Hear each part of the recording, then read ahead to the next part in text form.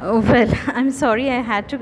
I don't know. Something happened with my video, and I had to cut it short.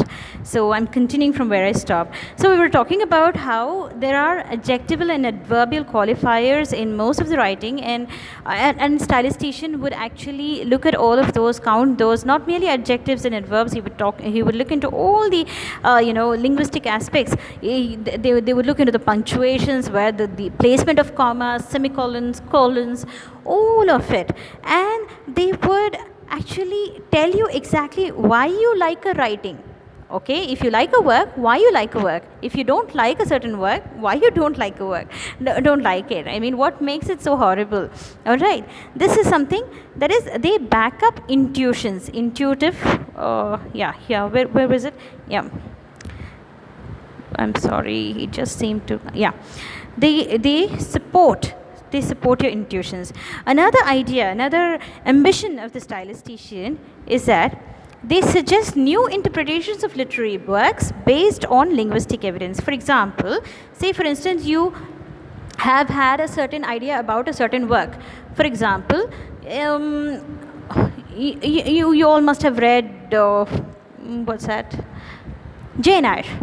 Okay, you all must have read Jane Eyre, and I believe you've formed some opinion about Jane Eyre and how it seems to revolve around the character of Jane, and Rochester and St. John seem to be, the two compasses that seem to, or rather the two paths Jane could possibly take up, or and you seem to think only that Jane is more important than anyone else in the novel. Of course, Jane is important. The story is about Jane, but a new interpretation would actually tell you, and moreover, Rochester would come off as someone who is very, who is struggling against his morals. He does have moral standards. He does seem to care for his wife, even though he does not love her. He seems to take care of her in whatever way he can, possibly by appointing, what's that name? I'm forgetting the name.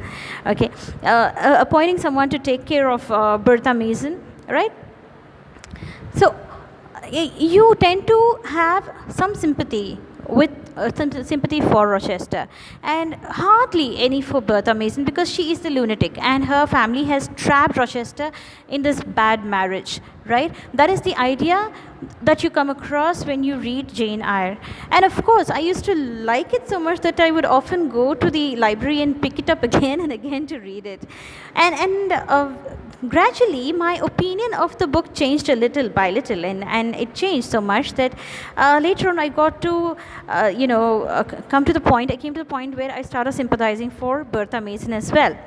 So some people like it for the way it seems to hold very high standards for any person, that you need to struggle against, all the temptations of life, and how life itself offers so much temptations, and you need to be always at guard, and how principles are not merely for one time, but for especially for times of unease. It's not for the times when you are happy and content. That's not where principles are used for.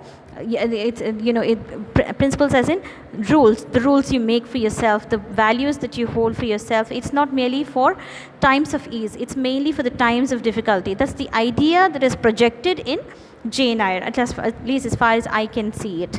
But a stylistician would actually pinpoint the nature of Bertha Mason, the language that is being used in terms of Bertha Mason, and why it is, why what her place in the text is, and what kind of metaphors that are used. I mean, whereas when she acts in an animalistic behavior, right?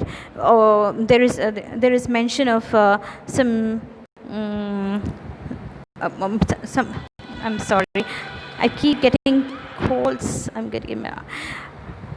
Anyway, so the idea is that they seem to work around the text itself. The text itself, from a linguistic approach, they would pinpoint exactly what Jane's dialogues are, how Jane is represented, how Rochester is represented, what terms are used, what metaphors are used when Jane and Rochester interact with each other, the kind of language that is used by St. John to project his control, his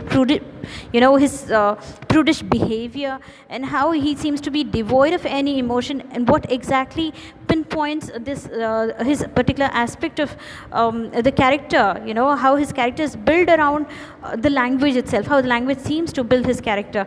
All of it seem to be the concern of a stylistician. I believe I'll stop here for now, and I will continue in the next class. I'm sorry for the disruption in the middle of it, because I really have to go. I'm in a college right now, and everyone's left except for me. So please bear with me for this class, inshallah. In the next class, you'll have an uninterrupted class. Thank you so much. Take care. Assalamu alaikum.